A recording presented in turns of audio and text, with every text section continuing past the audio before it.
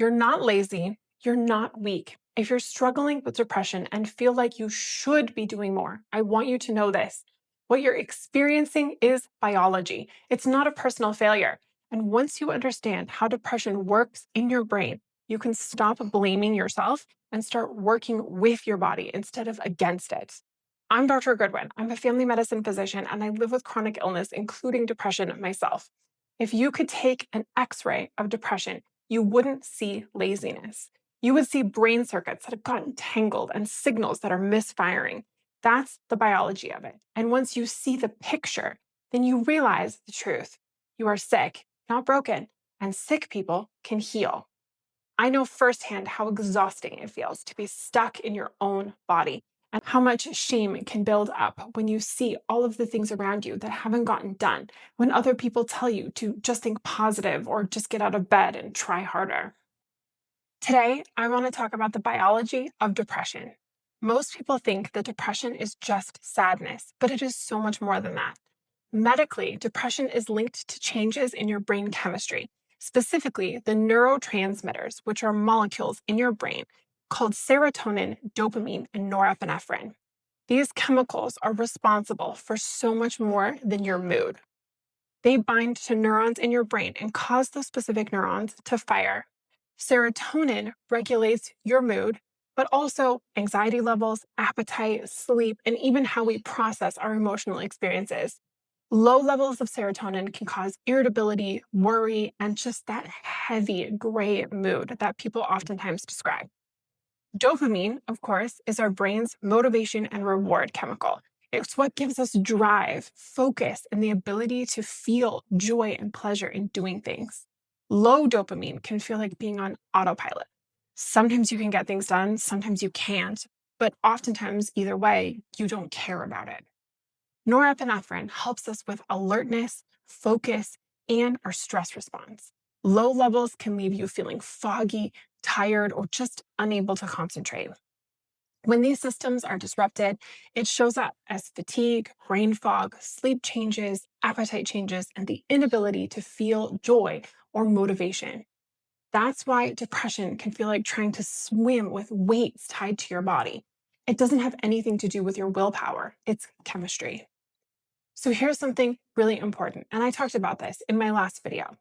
Some people live with what we call high functioning depression. They still get up, they go to work, take care of their kids, they keep life moving. And from the outside, it might look like they're doing fine, just tired. So we all say, right? Tired has become the code word for so many different things. But inside, people can feel numb, completely exhausted, and they're barely holding it together. The biology is the same as someone who can't get out of bed. The neurotransmitters don't change just because you're pushing yourself because you feel like you have to keep moving. So hear me on this. You are not less depressed if you're still functioning, and you're not more depressed if you're bedridden. You're not lazy and you're not weak. You're sick, and sick people can get better. This model of depression that I'm going to talk about today is called the revised monoamine hypothesis.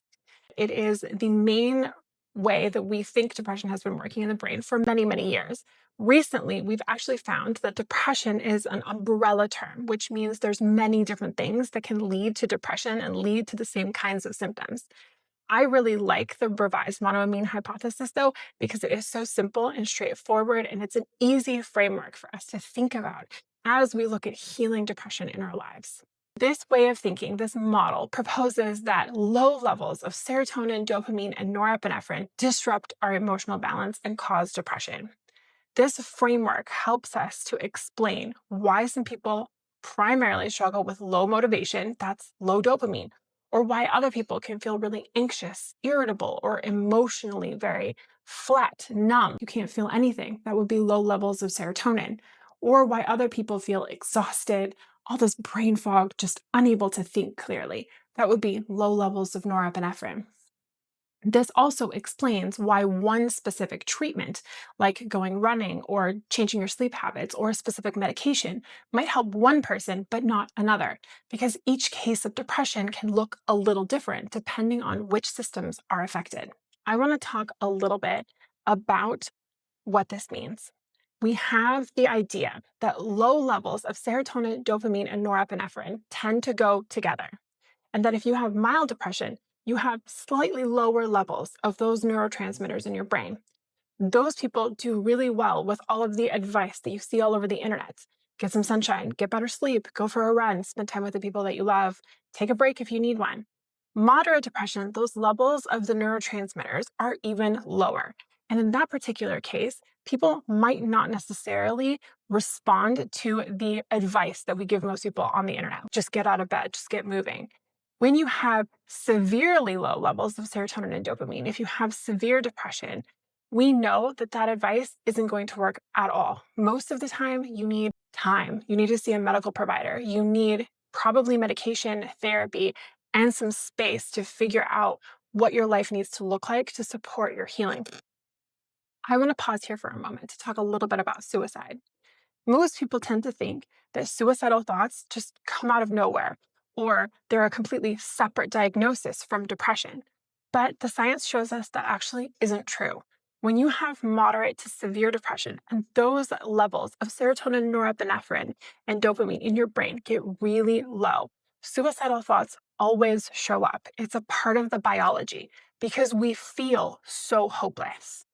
There's two main types of suicidal thoughts.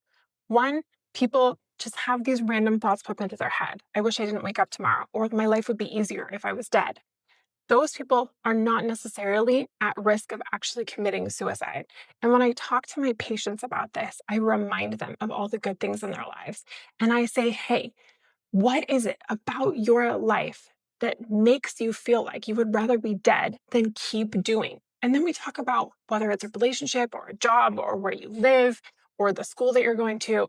We say, hey, how can we change that to build a life that you're excited to live as we go through treating your depression? Now, the second type is where people are feeling so incredibly hopeless that they actually are thinking about committing suicide and they have a plan.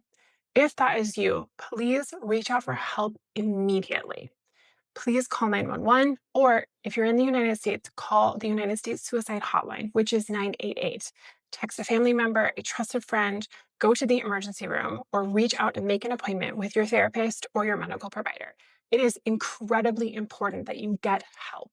The most important point that I want to make here is that if you're struggling with suicidal thoughts, you need to speak to a medical provider because you are struggling with depression. It's part of the disease. It's not a separate diagnosis or a separate issue. I want you to heal. I want you to be able to live a life that you can look forward to living.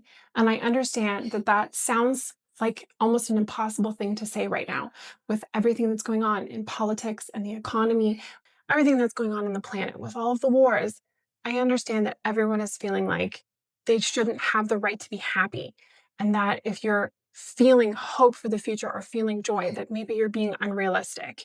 And I want to tell you that that isn't true. In fact, feeling hope and choosing to be happy and enjoy the small moments in our lives in the midst of great tragedy is one of the most important and the best things that you can do. If this video is resonating with you, I want to pause here for a moment and share something that's really special to me. Over the last 10 years, I've counseled hundreds of patients in my office, specifically about depression, over thousands of visits. And I've also lived with major depressive episodes myself since I was a teenager. I've put together everything that I've learned, the medical science, the practical strategies, the small daily tips and tricks that really make a difference, both for my patients and for me. And I've put it into a video course about depression. It's all the guidance that I wish I had when I was first struggling and all of the counseling I wish I had time to give every single one of my patients that I see for depression. If you want to get access to it, I'll put the link in the video description below. It's over 46 videos, 6+ hours of content, and it would probably take me for a 15-minute doctor's visit, over 25 visits to go through all of this counseling. And I have it all for you for less than the price of one doctor's appointment. So if you're interested in that, check it out, and I'll put the link in the description below. For now, remember this: your brain isn't broken. It's adapting. It has the ability to heal you. I want you to think about it. If you scratch your car, you have to take it into the shop in order to get that repaired. But if you scratch your arm, You don't do anything. You just wait 3 or 4 days and your body heals it automatically. Our body's ability to heal is incredible. It's miraculous. It's so remarkable. And the same is true for your brain. People who have had strokes or brain injuries where actual brain tissue has been damaged can still recover function.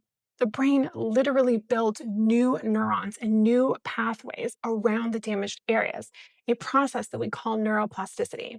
That's how people have relearned to walk or speak, and how people regained their sense of smell after COVID.